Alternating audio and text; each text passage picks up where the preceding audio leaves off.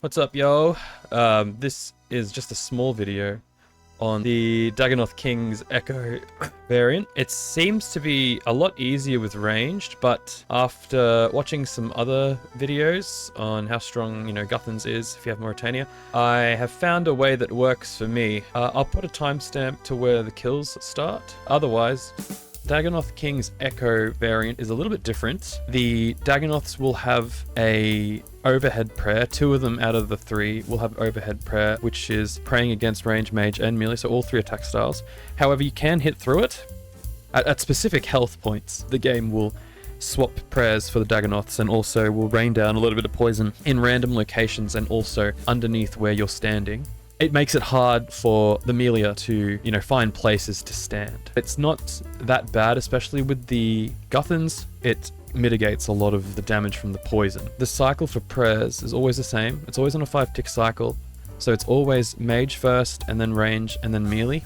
Once you get the timing, it's the same thing every single time, no matter where you are. As soon as mage does its animation, you just do range, melee, and it's the same thing. Then you've got time to click and do other things. If you ever walk into Rex, for example, where he can't hit you and it messes the cycle up, Rex will always pause and then go back into the same 5-tick cycle. So you don't ever have to worry about accidentally moving one out of a phase or whatever.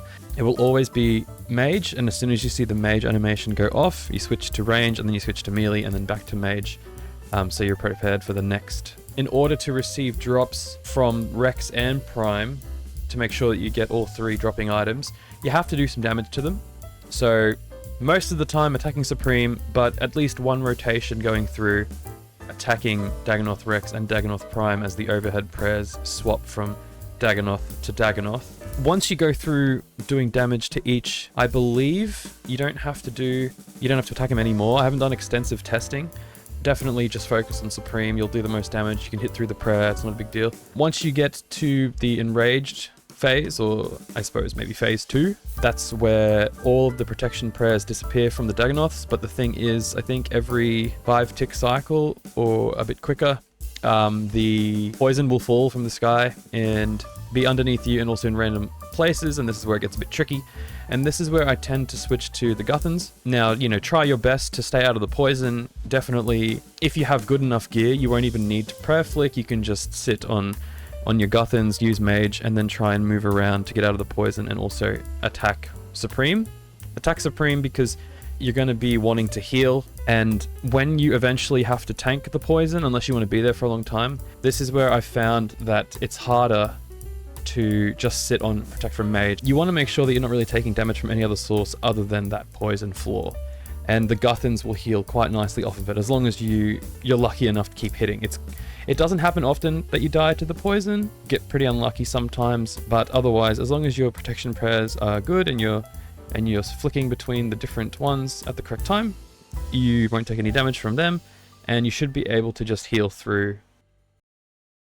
Alright, starting off with Protect from Mage, and see, as soon as I go up, even to Supreme, the Mage attacks first. It's always set to the 5 ticks, or the 5-tick cycle. Just quickly on the gear, it's just Guthans and whatever I've picked up. I've done the Grotesque Guardian, so I have the Arrows gloves, but you don't need to use the Zombie Axe or anything else for that matter. You can just use Guthans. It just the kills go a bit faster because Guthans obviously doesn't hit very high. And I think I can hit max 22 with the spear. So yeah, this is just to speed up the kills. As I got better switching prayers, I decided to give it a go. So this is only my 10th go, I think, here. So yeah, doing pretty well so far.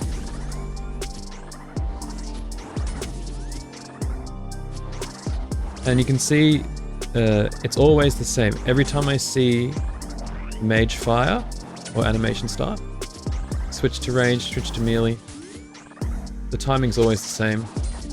About 100 BPM if you want to look up a metronome, or I use the ring light one, or just have something going on in the background. I think there's also a counter as well that you can use.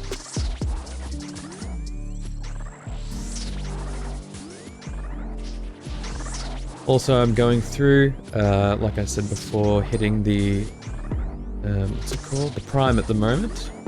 Making sure I get damage on all of the Dagannoths so that when they eventually fall, I'll get drops for all of them, and not just the single one. You don't need to do this if it's too much. Just focus on the Supreme as a melee. You know, it's the one you do the most damage to, so.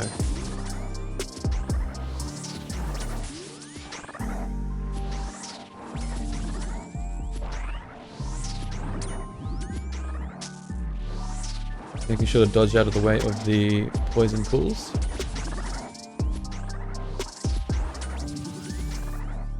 It's way more important to not mess up the prayers than it is to get a hit on. So definitely if you've just moved and you're scared you're going to mess up the prayers, just get the prayer done first and then make a move after. I don't attack there for a second because I'm more interested in making sure I get my prayers correct. You definitely can lose a lot more HP by getting hit by mage, especially wearing armor, hit a 40. Whereas if you stand in poison, for example, or get hit with a range attack, most likely only going to lose like 7 health. Or range, maybe like 11, 15 if you're unlucky. They can definitely hit high, but probably not. Now the prayers are gone, the overheads for the Dagannoths, and I tried my best to move around, but I knew that they were low and I was hitting. It is a bit sketchy doing this. You can see my health drop below half there. It gets pretty low, really, really low. But we heal back up. We'll complete this kill. And once you get the drops from here, the echo drops, you'll do a lot more damage and you'll be hitting and healing so much more so.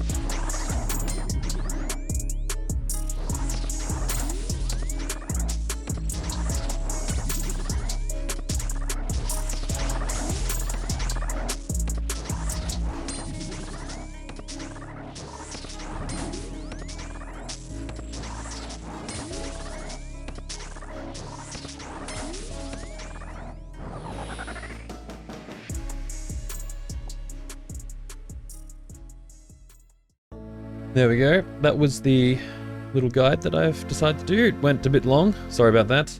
Hopefully all this information has been helpful to somebody. I know when I first had a look at the fight, I was thinking, oh shit, like, I'm terrible at bossing and I don't think I'm going to be able to do this, but honestly, I'm glad that I gave it a go. It's not as hard as it looks.